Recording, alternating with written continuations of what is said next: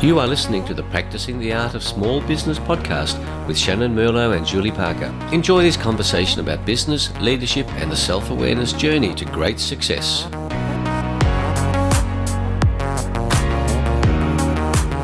Hello, listeners, and hello, Julie, to Practicing the Art of Small Business, episode number. Guess what episode we're up to, Julie? 123? Close, 51. 51. Great. 51. 51. We're over the midway milestone to 100. Over a hump. We're over the hump. How are you, Shannyn? Oh, I was going to say on hump day because it's Wednesday. On hump day, on a Wednesday, that's right. We couldn't get more humpy if we were actually doing it. I think in our pre-recording that Julie and I spoke about something which may come up today, and I think that you might have an idea of what it might have been about given the number of times that Julie has mentioned hump in our It's intro. like I've got a one-tracked mind today.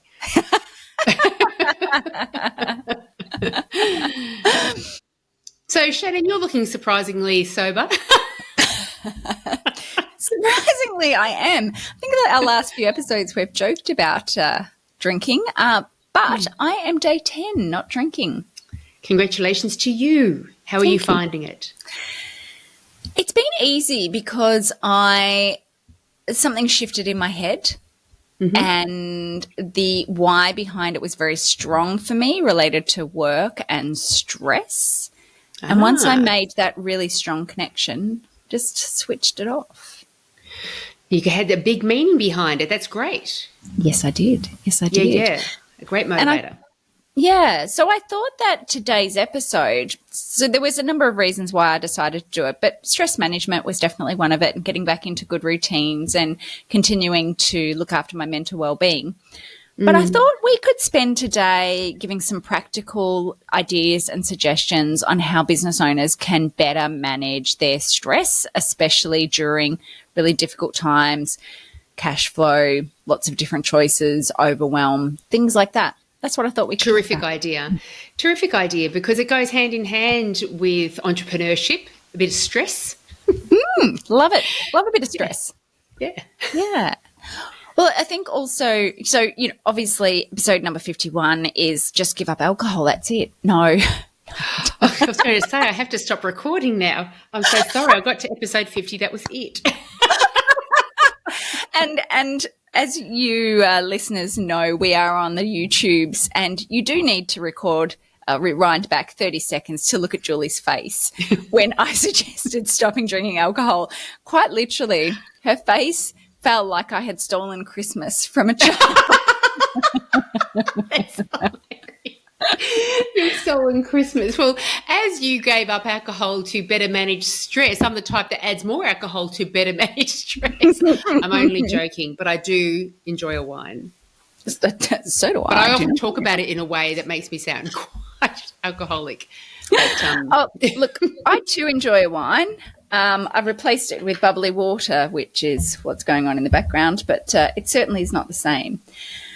But I think that especially at the moment, I'm getting a lot of clients who are struggling a little bit more than normal. So, I really wondered whether we could just unpack some really simple strategies for business owners that they could take away to help them find better ways to manage stress outside of drinking copious amounts of alcohol. As an alternative, just in case you haven't got a Dan Murphy's next door, what else can I do? Exactly. I think that's a terrific thing, because there are some of the classic ways that are very commonly known, get enough sleep, get enough exercise, those sort of things. But there are other things that help us manage stress as well. But also maybe some ideas around how to actually incorporate more sleep, more exercise when you feel like you're so stressed and have so many things to do. I simply don't have the time to do them. So I think this is a terrific topic, Shannyn. Perfect. Oh, and that, what just got picked up, people in the background, and if you are watching us on the tubes, you'll notice that Julian is in a different setting. I thought I had entered the twilight zone. Julie, and you would have seen little fluffy dog in some of our episodes. So Julie's at her sister's house, and the little shaking noise. My stepdaughter's house. Oh, your stepdaughter's house. Sorry. So Beck's little puppy dog has had his ACL repaired, And so he's in post-op recovery a couple of weeks ago. So I'm just here while she's now attending to her parrot, who's in the parrot hospital because he has damaged his little beak. And so different background. Nice. I love this cat. It's beautiful. And she's got, and that thing right there with the flowers in it, I gave her that vase as a gift at Christmas time. So how lovely it is that she's using it and didn't re-gift it somewhere else. Very generous. Just don't re-gift your gifts to someone else. Rattling, it's the dog shaking its head. Yeah, that was what I was picking up on. So it was the dog shaking its head. Okay, well, let's start off with a discussion about you talked about what did you say? I wrote to what you said was ideal day. So kind of starting from the beginning. Ideal day. I don't even know what I did mention was that I tend to tap more into mindset and my thoughts and meanings that I attach to all the stuff to reduce down my stress. But I'm intrigued about the ideal day. I think it's worthwhile talking about mindset and the reframing of situations. So we'll come back to that. But one thing that I think can be useful is to spend a little bit of time investing in writing down, and I think it's writing down, it's not a thinking through, but your ideal day, to really look at, if I lived this ideal day, and this is an ideal average day, so this is not me sitting on the beach having cocktails at 10 o'clock in the morning, because that's not a sustainable average ideal day. Might be for some, but not for most business owners. But in my average ideal day, from the moment that I wake up to the moment that I go back to sleep, what does that day look like? So, and getting into the real granular side of things of, how do you wake up? What do you do when you wake up? What do you eat for breakfast? Who do you interact with? How do you feel as you interact with that? What do you eat for lunch? How is your day structured? Who do you invest your time into? How long are you working for in that ideal day? How are you managing conflict in that ideal day? How are you making decisions in your business in that ideal day? What are you doing after work? How are you balancing between your business and your personal life? If you've got a family or a partner, how are you interacting with them in your ideal average day? How are you communicating with them? How are you adding value to their lives and your interactions with them? What are you doing to stay connected to friends and family? What's the exercise that you're doing? What is the self-care activities that you're doing? What do you eat for dinner? What do you drink? This is quite the project. Julie's writing madly. A week off to get there. And then what is your wind down routine look like? What do you do before bed? How do you make sure that you have good sleep hygiene so that you do have a good night's sleep? And really, really, really unpacking what that ideal average day is. And what that can do is start to illuminate where you want to be. And with that where you want to be, you can start to see, well, what are the things that you need to work on in order to have that ideal day. You can sort of see, well, where are the stresses in my current day that if I put my ideal day in place, what would I need to do with those stresses? So it'd probably be, I need to create a good sleep hygiene routine so I do get enough sleep so that I wake up refreshed. I have food planned in the house so that I have a healthy breakfast and a healthy lunch, and I'm not happy with my relationships or I'm not talking to my children enough, but in my ideal day I really want to do that. So you start to commit greater time and energy to interacting with your family and things like that. So the ideal average day can be a really great starting place to start to figure out the changes that you want to make in your life so that you do live a sustainable, fantastic existence every day. So many things, you had my mind ping, ping, ping, ping, ping, all over the place. I don't know where to start. But I agree with you. The ideal day is a great way to go. And let me just jump in. Flummoxed, Julie. I love a flummox. I know. I was going to have to pluck one out of here. And so one of the things that came up for me was, those beautiful questions that we ask ourselves of the previous day and the previous week and the previous month. What worked well? What didn't work so well? Mm-hmm. And so that answering those questions and being committed to asking those questions and actually writing something down and identifying elements that did work well and didn't work well, that naturally then pushes you toward a better planning process, because it would be silly of us to keep doing the same ridiculous things over and over again. And so it really does help us take responsibility over the actions that we do take and the planning that we have for the coming day, week, month. And so that was one of the things that I thought, with better planning, we are less likely to have overwhelm. We feel like we have more control over our days, and control always helps us feel better as well. And because of the fact that we're actually putting steps in place, when we achieve those steps, there's a sense of progress within us as well, and that I've got command over my own time. And so that was one of the first things that came up for me. I do love that what worked well, what didn't work well as a reflection technique, for sure. There's a end of day journaling process that I found, and I really love it, but I can't remember the third question without us pausing our recording. But the first question is, what did I achieve today? Or what did I accomplish today? Mm-hmm. And I really love that, because it can be as simple as, especially if you're struggling at the moment, if there's nothing else, I got out of bed. I got dressed. And I know that we sort of laugh at that, but there's sometimes when life is really kicking us in the butt, and sometimes it's really hard to get out of bed. But if we manage to get out of bed, and even if we didn't manage to get out of bed, still opened our eyes, what can we celebrate as those achievements? How was I supported? And I really love that question, because I think you're very big on the green lights that the universe provides, and gives you the green lights when you need the green lights, and gives you the red lights when you need the red lights. I think that supported also comes in the frame of, I think about my clients and the fact that I only get to pay my bills and live in my house because I've got clients who pay for that. And that really connects me. And the last question, as I said, can't remember it, but it has something to do with, maybe I'm going to make it up. If I could live this day again, what would I have done differently? Nice.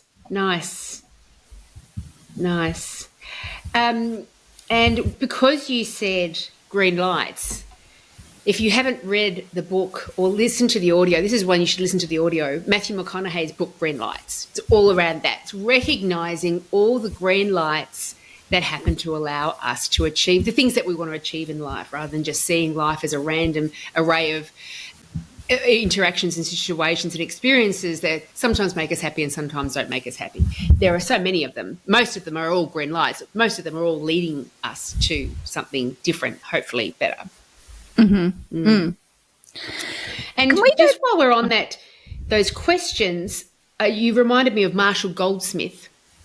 Marshall Goldsmith is a guru management consultant in America. He's probably around 80 now. He wrote the wonderful book, What Got You Here Won't Get You There. Mm-hmm.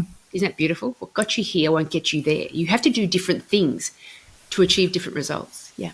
I thought that was Jim Collins. No. Ah, there you go. Marshall Goldsmith. He's amazing, right? Amazing. And in his next book, An Earned Life, he's got these two terrific questions. So terrific. I've replicated them in my planner. You've got a planner. You'll see them at the start of it. Amazing. And I've just opened it up right onto that page. He encourages people to write themselves 2 letters. One letter is thank your previous self for all the things you did to get you here. I love that. Isn't that beautiful? And when you think about the impact of that recognition that I achieved all these things, I took all of these actions, I developed these habits, and that's why I'm enjoying this life right now. Amazing. And the second letter is now write a letter thanking your future self for all the things they've done that's going to get you there. Interesting you say that, and this connects to something you said a little bit earlier. One thing that I did on Monday is my Tuesdays are an interesting day. And I'm laughing because I'm not sure whether to share this story. But at my co-working space, there's a group who sit at my table.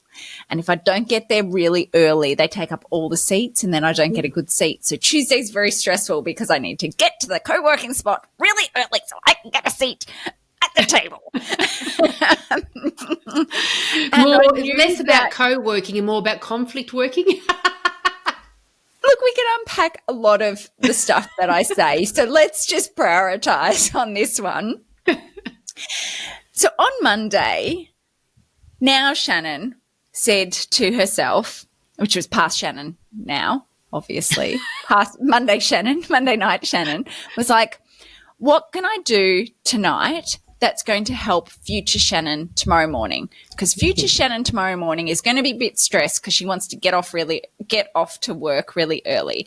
And Monday night Shannyn knew that Tuesday morning Shannyn had gym first thing in the morning, hasn't had her clothes folded yet, knows that swimming in the clean clothes basket is normally a bit stressful, trying to find matching socks and making sure that there's gym gear, and that's going to be the first thing at 5 a.m, kind of stressing future Shannyn out.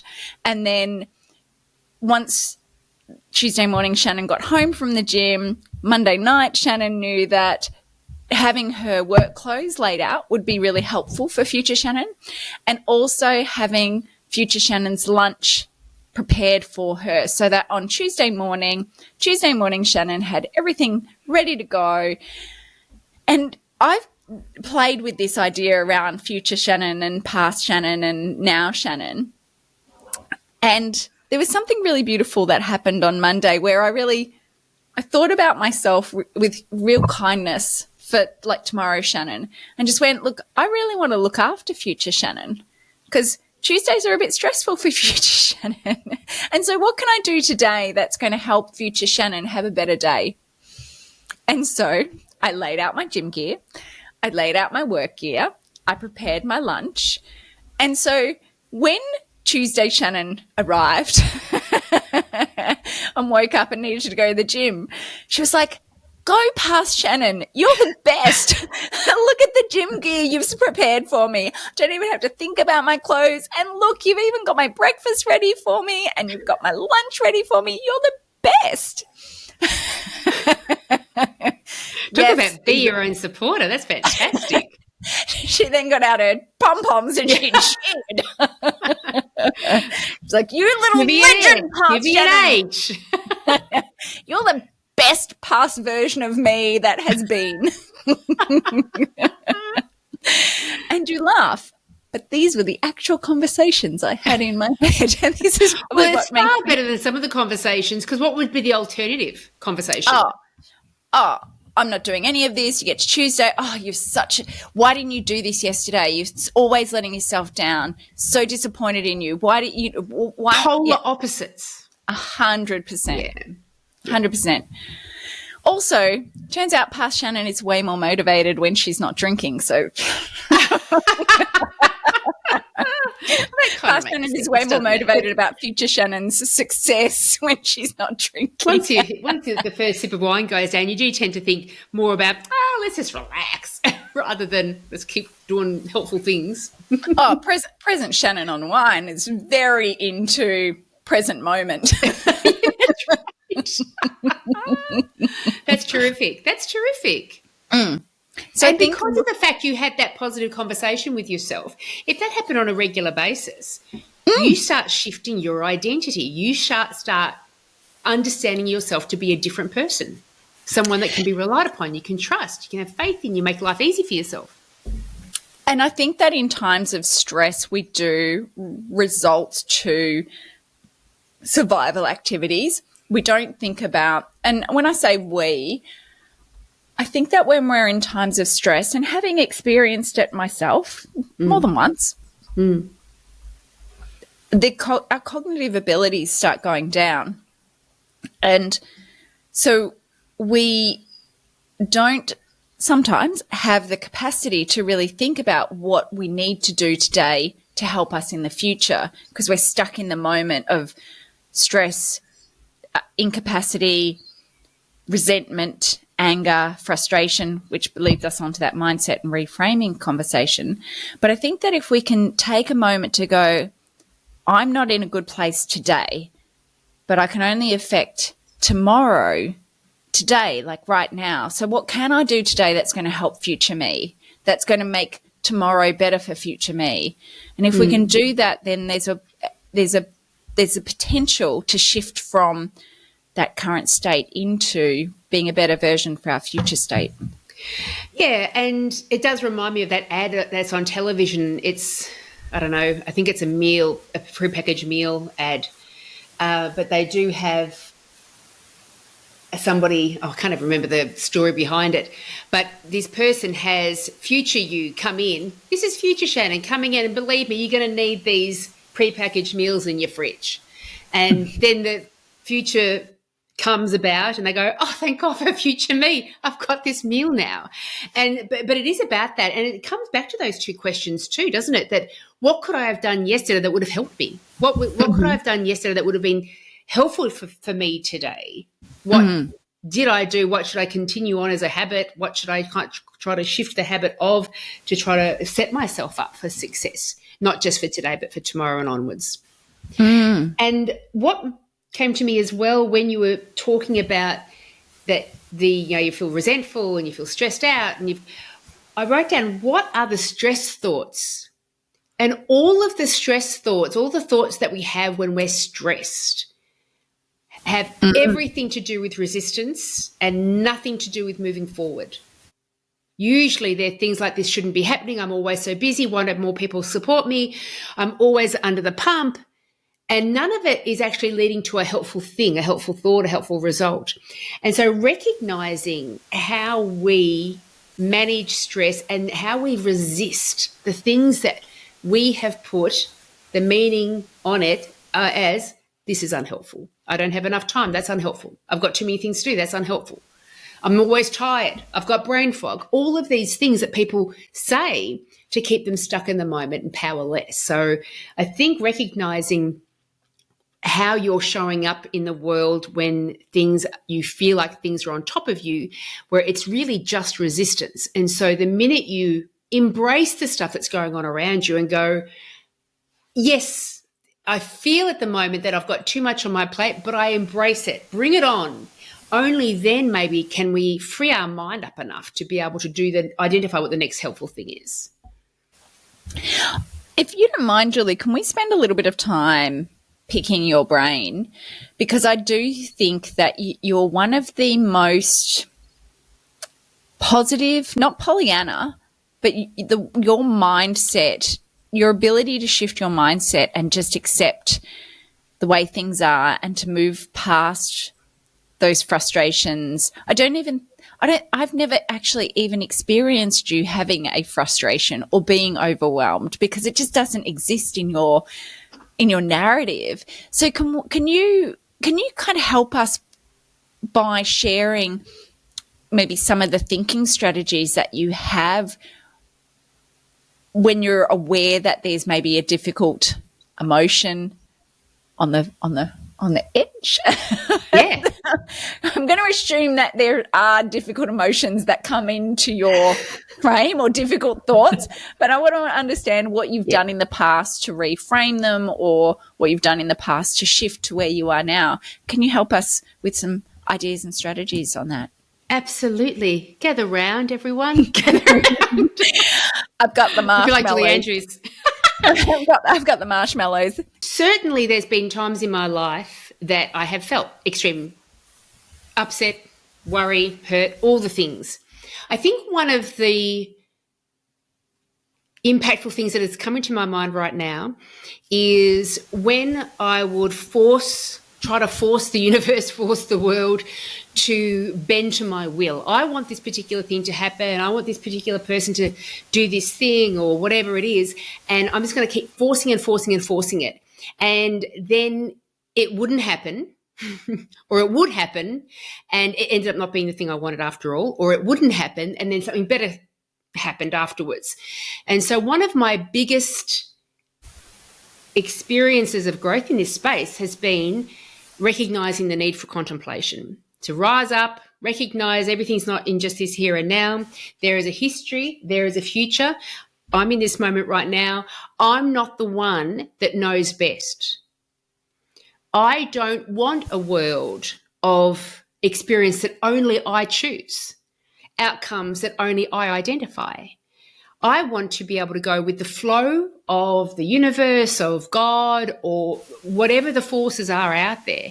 I want to go with it. One, because it's far easier to go with it. And two, I don't get my way anyway. So no matter how much I try to control a situation, I have recognized that I have then therefore got in my own way.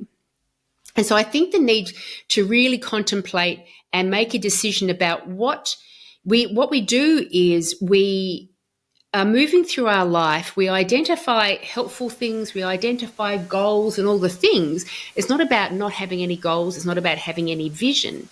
It's about feeling relaxed enough about it that if life is rolling out in such a way that it's indicating that what you think you want, you probably don't want now, that you can see that you haven't got such a firm hook in your own goals that you fail to see the other opportunities that are going on around you. So it feels like, I've heard talked in the past about being in flow. It's a little bit about being in flow. I have direction, but I am very open to having that direction shift to another way when things don't seem to be moving smoothly enough, or I feel myself wanting it too much and therefore succumbing to trying to over control a situation.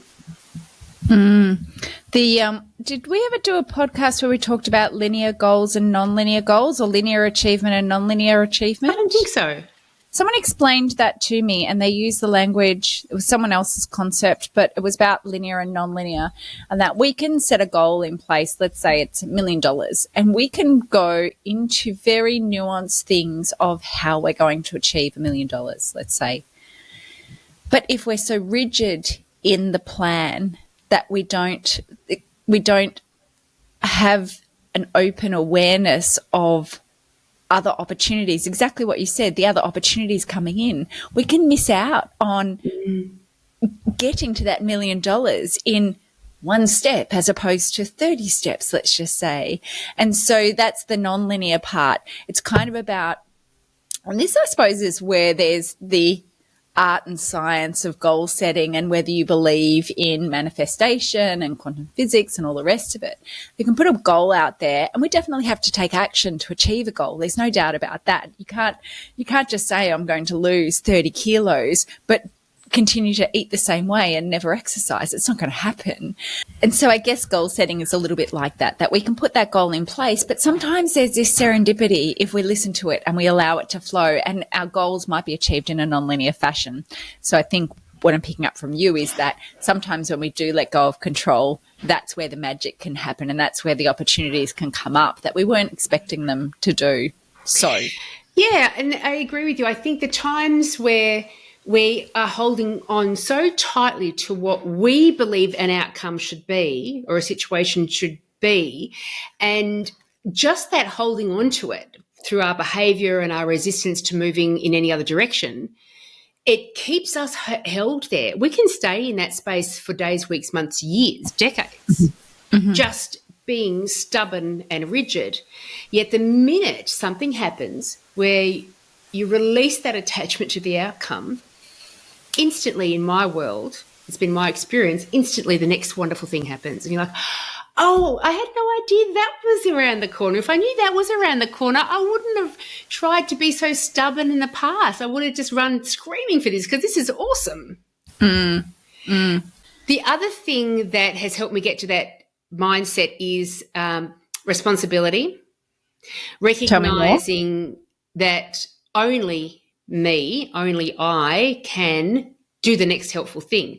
I can't rely on, not that I can't rely on somebody else to do it, but I can't expect other people to take particular actions, to think particular things, to say particular things in order for me to move forward down the path I want to move down.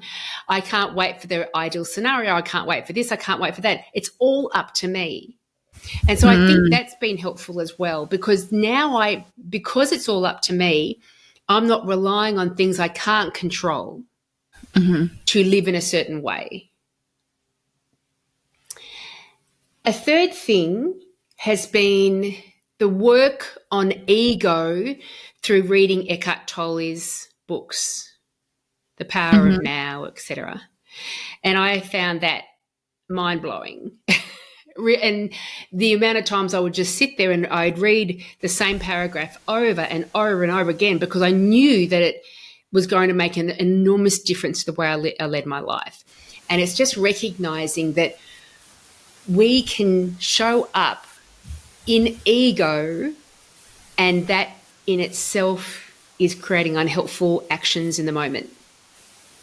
Or I can release ego and come at life I don't need to control it.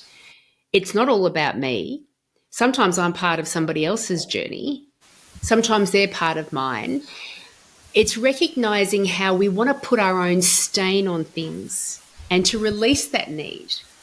And only then have I been able to come into a scenario, a situation, an experience more freed. I don't have things tethering me to it. I can just be an observer, an interested observer. And I still remember there was a time when I was very stressed out at the dental practice that I owned back in 2003. I bought it. Can't remember when it happened, but I'd say there was about 3 months where I felt like I had a shift in energy and everything started to make sense, and I wasn't reacting to anything. People could say whatever they like. Things could happen. None of it then made an impression on me that's made me happy, that's made me sad. I judge this as that, I judge that as that.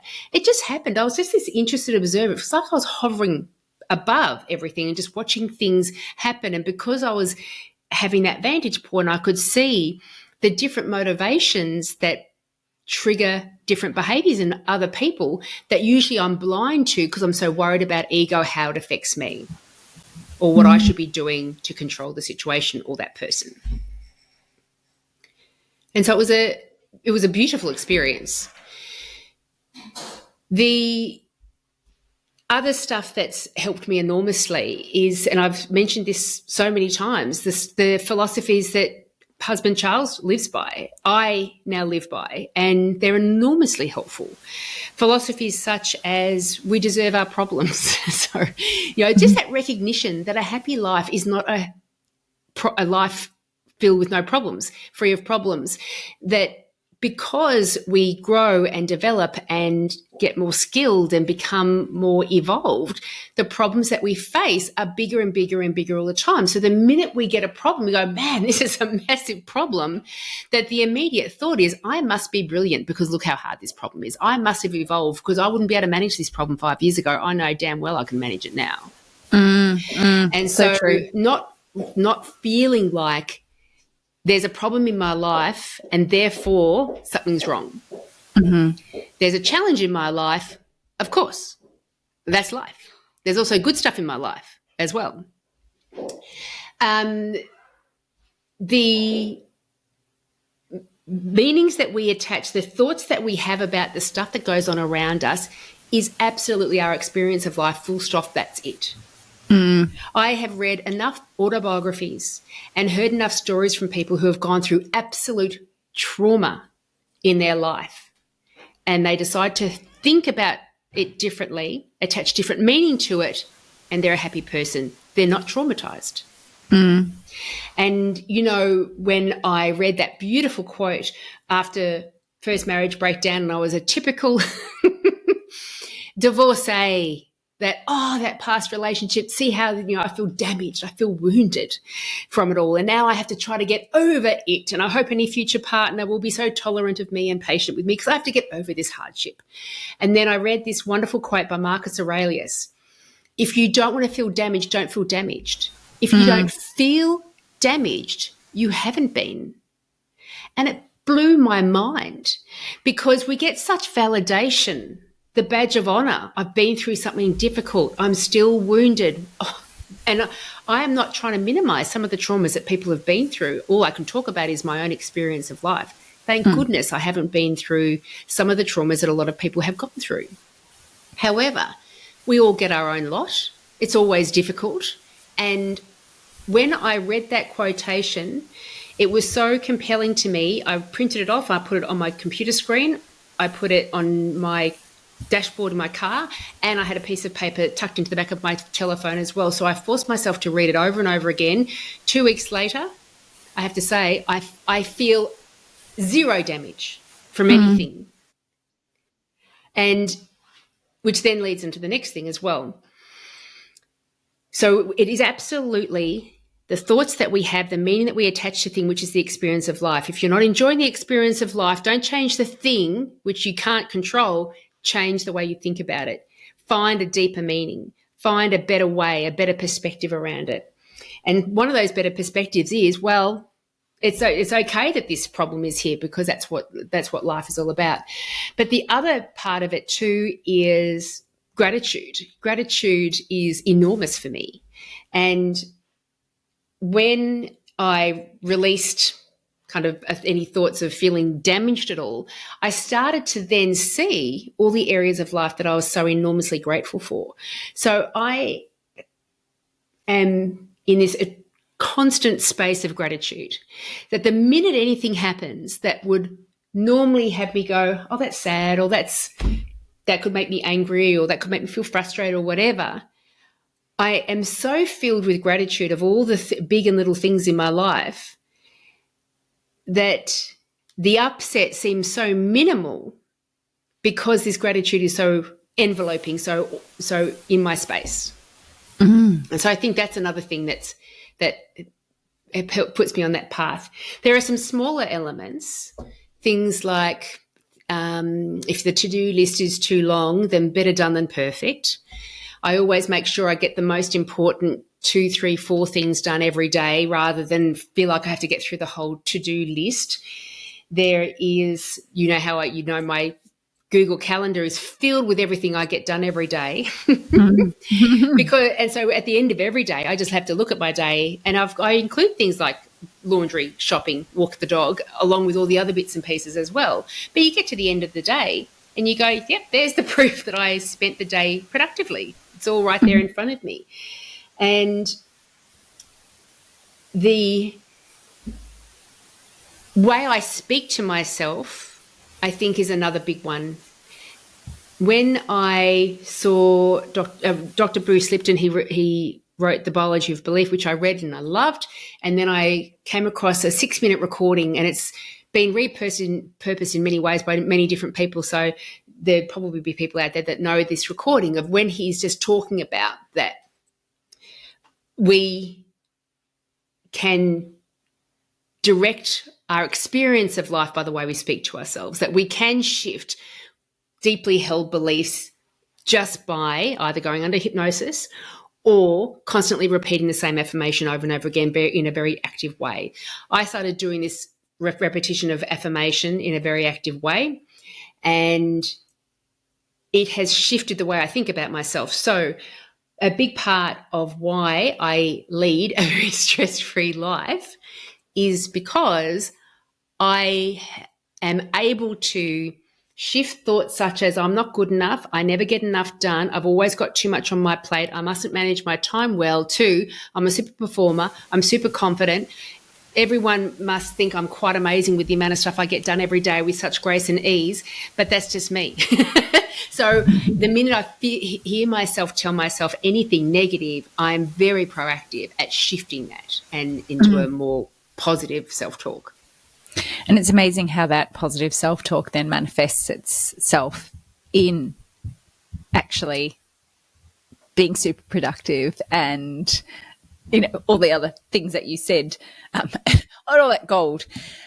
You're my guru, Julie. Thank you so much for sharing that. There was so much gold in that. And I think that anyone listening, do yourself a favor, and when you get to the end, go back to this section so You're that kind. you Goodness gracious. take it in. There's a couple of things that I want to point out. I loved everything. I think the gratitude is enormous. What I wrote down on that one is I actually found that question in the journaling of where was I supported today was a really great way of rethinking gratitude. I've been caught in what are the 5 things you're grateful for? I'm grateful for my home. I'm grateful for my work. I'm grateful for this. And you repeat the things again and again and again and again. But when I shifted, and this is again, it's just words and how you put meaning around words. But the question of where was I supported, it became so much more, because it's like I can be really grateful for, like, so the conversation I had this morning with my new old gym. So I've been there before. I went away to look for the grass is greener, and I've come back and I've gone hard at the gym. So I've gone pretty hard. And the trainer that I saw on Monday was there today.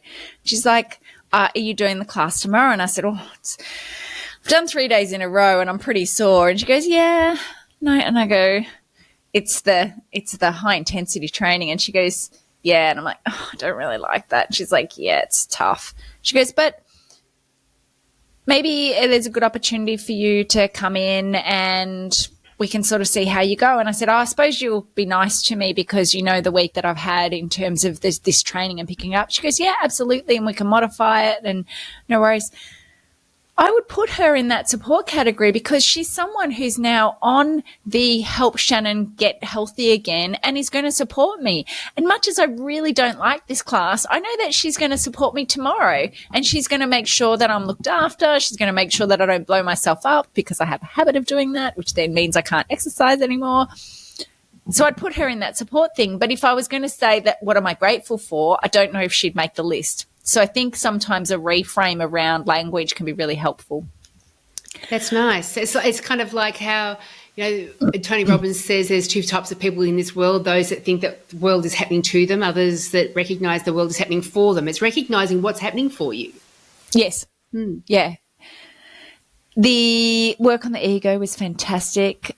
I love the releasing the need to put our stain on all the things. I think the reason why I really admire you is I look at where you're at with your headspace. And as you talk, there's like little trigger points. And I'm like, well, want to work on that one. Want to work on that one. Want to work on that one. So I really appreciate that. And likewise, if you listened to the things that Julie said and it poked some of the hurty bits, that's just an opportunity for growth. It's not an opportunity to dig into what's actually hurting there. And it is probably the ego. I want to add one of my own, please, Julie. Yeah. And this is from a psychologist. But if you're a ruminator, and I might have shared this before, if you're a ruminator like me, welcome. I am going to start a support group, but we'll probably spend most of our time ruminating about what the support group name needs to be, so it'll never get up. But I love me a rumination. Goodness me, I love to ponder on a thing. And a therapist once sent to me a great question that I could ask myself was, is this a problem I'm trying to solve?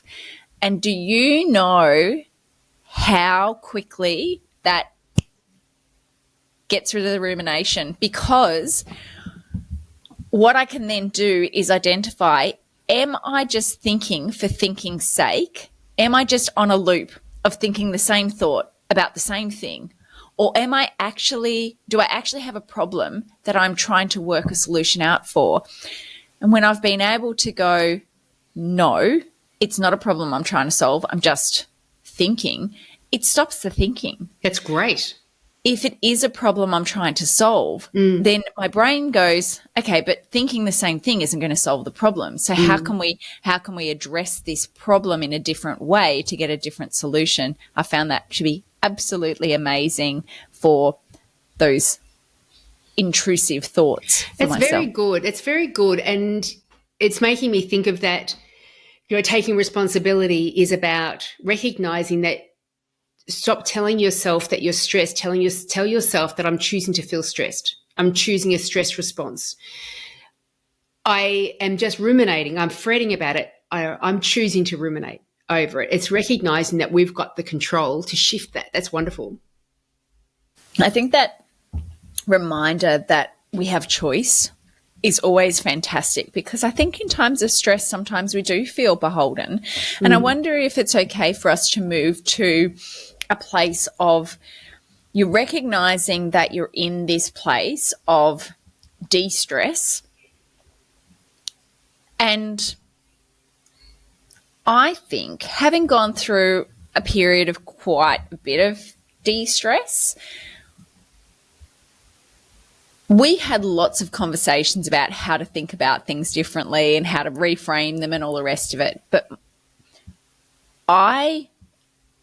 what has been helpful for me, and this is the opinion of me, and I choose to take this on board,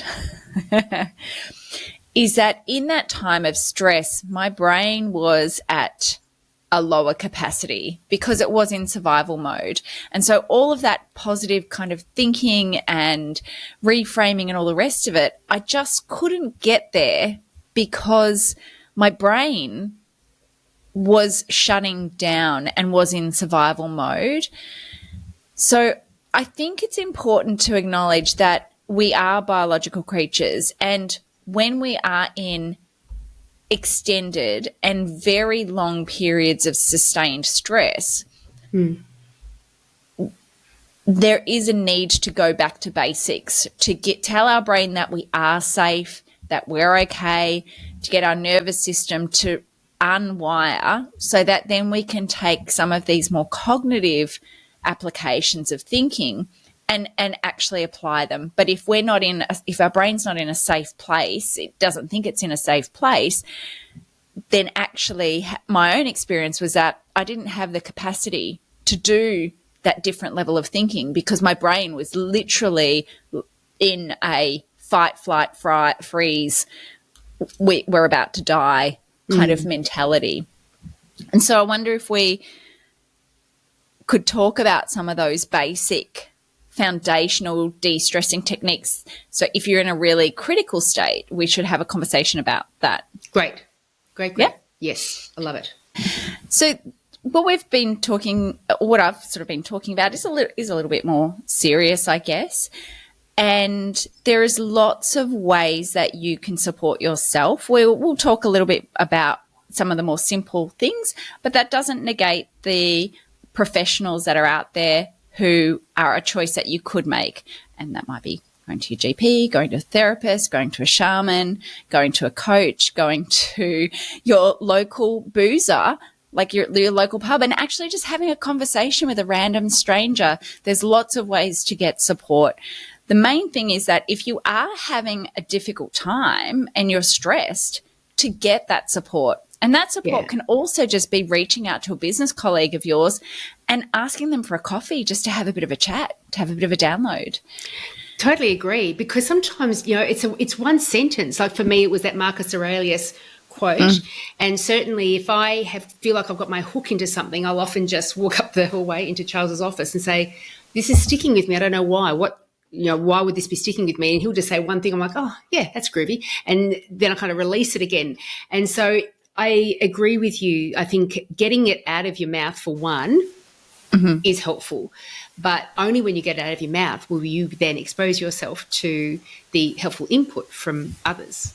But I also want to talk about some more somatic things, because if your brain is in a bit of a stress response, there's some biological things that happen, and there's some biological things that you can do that can reduce that stress response, that makes your thinking better. And not just getting drunk. No, unfortunately. But I've got a chiropractor who is amazing, and he will often say that sometimes bad things are actually good for us, because if it gives us a window to decompress or take a moment, or to, for example, if I was really, really stressed and I really, really wanted to indulge in self-care, I would get myself some wine, I would run a bath, I would read, I would listen to music. Now, it's not the wine, but it's the entire experience that would be super relaxing. And my little brain would just be like, And that's the description of de-stressing. That sounds self-carey. I love it. So it might the wine could potentially be as part of that self-care activity. So it's, yeah. But breathing is an activity that is very much known to calm the nervous system. And there's lots of ways to breathe that are conscious breathing. But again, my guru, the chiropractor, all you need to do is do a longer out breath. And immediately that longer out breath, so we don't need to worry about box breathing or, I don't know, all these other types of breathing, but just extend the exhale, and that is enough to switch your brain into a calm, sympathetic or more of a parasympathetic nervous system response, which is all about calm, rest, digest, that sort of thing. So deep breathing, long out breath. Because that's a classic stress response, isn't it? To stop breathing or shallow breathe. Yeah. Yeah. And that shallow breathing then indicates for your brain to then release cortisol, to then turn everything up, which then when we get turned on and up for an extended period of time, that's where we get into burnout and things like that. One thing that's been really useful for me is the yin and yang of exercise. So we talked about exercise being really powerful, but often, and particularly I think for women, because we've got to address that there are hormones involved, if we're in that constant heavy exercise, HIIT, lifting weights, puffing, our body is actually on in a stress response when we're doing that kind of exercise. And that's not always good. So being able to, calibrate that, or to balance that with more of I think it's the yang, which might be dancing, it might be stretching, it might be just conscious movement, that then again is one of those little things that allows our nervous system to just decompress and to take a moment and enjoy. Non-linear movement is the other thing. So with that, it's basically, dance is really good, but dancing with no intent, no beat. Literally, I do it where I just sort of flick my arms around and I spin and I drop to the floor and I flick my legs out, and it's all just about using my body in a way that it doesn't normally do, in that normally I'm just walking in a straight line, or I'm sitting up and down, or I'm moving linearly normally, and moving non-linearly can be a really great way to actually reset the nervous system. Nice. Thank you. I love the changing of your physiology. I used to, if I was stressed at the dental practice, there were two things I would do. Either I would go out to the back car park and yell out, "FB." What just happened? And so it was just a way of going, oh my God, in the moment. But the other thing, because I heard somewhere that changing your physiology is very good. So go out for a walk or go for a stretch or whatever, but you can't always do that in the moment. But I did go down into the staff room and I'd do a handstand. And it was interesting how just that shift in physiology would just a little bit change your perception around what was going on. Well, I think also the yelling is actually really helpful. The other number of weeks ago, I had some technology stuff that was doing my head in. Talk about stress response. Oh, my Lord. And ordinarily, I would just internalize that and get very, very, very angry. But instead, I actually yelled at my computer, "This is not my natural state. I am not a yeller. I'm yeller. I'm not a yeller. I am not someone who yells." Probably it's about my upbringing, but that's another therapy couch conversation. But I'm not a yeller. But I yelled, and I allowed myself the gift of just letting it out and letting that frustration out. And it really helped to calm my system down. And singing can be a little bit like that as well. So when we sing, even if we sing badly, it's what it does is it's the only way I do sing. But what singing actually does is it stimulates our vagus nerve, which when we stimulate our vagus nerve, it calms our nervous system, which calms our brain, which calms our body, which keeps us de-stressed so that then we can have the cognitive ability to make better choices and think differently. Fantastic. Singing your way to sanity. I love it. I love it. Any other sort of practical things that people could invest in when they're stressed to help bring them back to a calm state so that then they can move forward from there? I think it's a problem if we get that perception of, I can't wait for my next holiday and that's when I'm going to relax. Isn't it? So we do have to try to incorporate into our day a relaxation thing every day, ideally every day. Could be every week. Maybe you go for a massage once a week. But I know with my day, like the minute 6:30 hits, you know what I do? I sit down. Gin and cashews and Judge Judy. That's right. I do it most days. I do it most days. And so I've agreed with myself as well that when I do that, regardless of what's happened in the day, I'm going to really enjoy it. I'm going to feel like I deserve it. Like, you know how sometimes we think, oh, we feel guilty for sitting down and doing nothing. And so I do it. I can rely upon it. I instantly relax now the minute I do that. I could be there for 20 minutes. I could be there for 40 minutes. And then I feel like I've had this lovely little treat. And so I think that's a good thing. What can we build into our every day or every few days, this thing where that's my go-to place. That's where I relax. That's where I get a reward. I do think we started talking about me not having alcohol, and I think definitely that pouring of the alcohol does indicate for a lot of people that that's the end of the day and that's the reward for getting through the day, which I think is why for me it wasn't a problem, but it was just something that was becoming very habitual, which concerned me because love a habit, but probably an alcohol habit is not the best habit to have.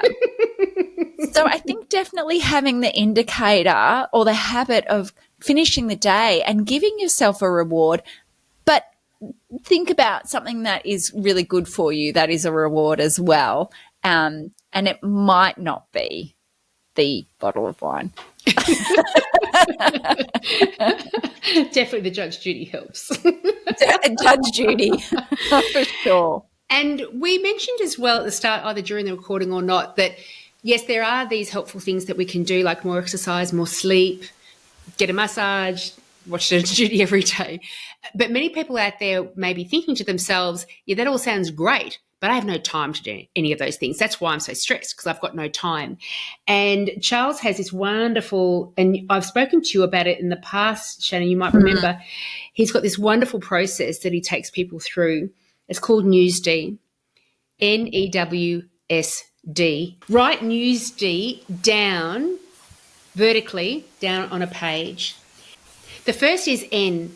N is for necessities. So it's having showers, getting dressed, going to the shops, those sort of things that are necessary just for your basic survival. How many hours a week do you do that? The next one is E, eating. How many hours a week do you spend eating? The next one is W, working. How many hours a week do you spend working? The next one is S, sleeping. How many hours a week do you spend sleeping? These are averages. And then you put a line under it. And this is where the D comes in underneath the line.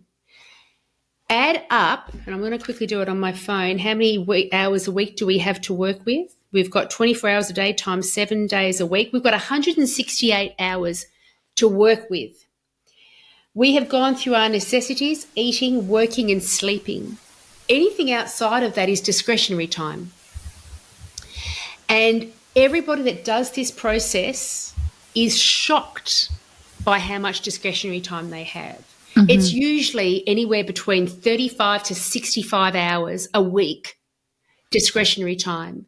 And so I think that's a very key lesson to take into ourselves when we say we haven't got time to watch Judge Judy. We don't have time to go to the gym, because when you do that exercise, you recognize actually how much time you do spend just kind of fluffing around without any true direction. And so you can incorporate a better balance within life. So you are reducing your stress levels down. And I think also taking into consideration what you've shared with us around the mindset and the reframing and the meaning behind things, I believe that we can set an intention around anything that we do, and we can use that as a self-care activity. So, for example, often I will think about my shower as a self-care activity, and I might put some essential oils in the shower so that it feels like a little bit of a spa. I might be really mindful when I'm in the shower and really embrace the feeling of the water on me, and I will imagine that that's washing away the stress, and I'll take a really deep breath. And now nothing has fundamentally changed between getting in, washing myself, getting out and drying myself, but I've set an intention that this shower is washing away the day and that it's clearing my mind and my head, and it's giving myself a little gift of self-care. And you can sort of see that, again, nothing has changed. The reality is still having a shower. I love that. I love that so much. It's beautiful. And there was a book I read years and years ago called Joshua, and it had me in that headspace where even when I was doing the dishes, I was being so mindful about the process of doing the dishes, I gained great satisfaction from it. Mm-hmm. And so I think that is absolutely beautiful. Beautiful. Mm-hmm. Yeah. And very quickly too, somebody... an old friend said once that she spends so much money on pillows, doona covers, mattress, bedside lamp, everything inside her bedroom, because she said, I spend a third of my life there. And it can be such a beautiful place. And so that's right. There's a kind of extension of what you were saying, like just really build out these spaces and experiences to be fulfilling rather than a drain on your time. I don't know if this is appropriate, and it will get cut out if it's not, if Julie chooses that it's not.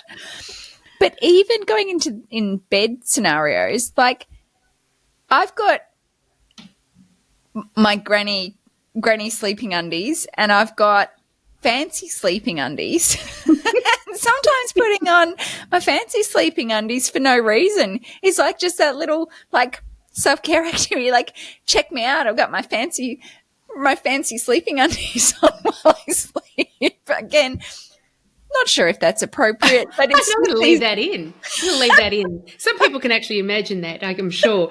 But you've actually touched on something interesting as well, because how good do we feel straight after a haircut, straight after we've bought a new outfit? For women, buying lingerie, even though nobody else can see it, we feel better. So recognise these opportunities to instantly feel better about moving about that day. What's lingerie? Sounds like it's your fancy sleeping undies. No, because my fancy sleeping underwear is just a really nice cotton towel. It's just a Bonds. It's just a Bonds cotton. What's this lingerie you talk about? Anyway, enough talk about my underwear. I think it's time for the wrap. I think it's time for the wrap. I have written pages and pages of notes about today's episode, so I cannot possibly wrap it up with the amount of gold that's in this episode. But if you're having a stressful time, there's lots of little things that you can do throughout the day to remove yourself from stress. We talked about reflections. We talked about our future selves and doing things for ourselves in the moment to help ourselves in the future. We talked about routines and looking at the way that we end our day. Julie shared some of her amazing insights in the way that she sees the world. Recognizing the need for contemplation was something that really stuck out for me. Talking about manifesting our goals and allowing opportunities to come to us, taking responsibility for the next helpful thing that you can do for yourself to get yourself out of that stressful place. Looking at the meaning that we put on situations, and the meaning has everything to do with how we respond to it. Julie shared about ego. She talked about being an observer to herself. A happy life is not free of problems. I've written here, you are my guru, because I really wanted to say that. You're so gorgeous. We talked about gratitude being huge. And then we wrapped up with some really practical steps, deep breathing, looking at the yin and yang and exercise, looking at taking tiny moments within the day, setting an intention around normal activities that can be an opportunity to take that breath, to remove the steam from the kettle so that we are looking after ourselves on the daily basis. And that is my wrap for episode number 51. You do a good wrap, I got to tell you. Thank you so much. Well, thanks, Shannyn. It's been a few weeks, but such a delightful conversation today. Always a delight. And I won't be cracking a glass of wine after this. But Julie will. Good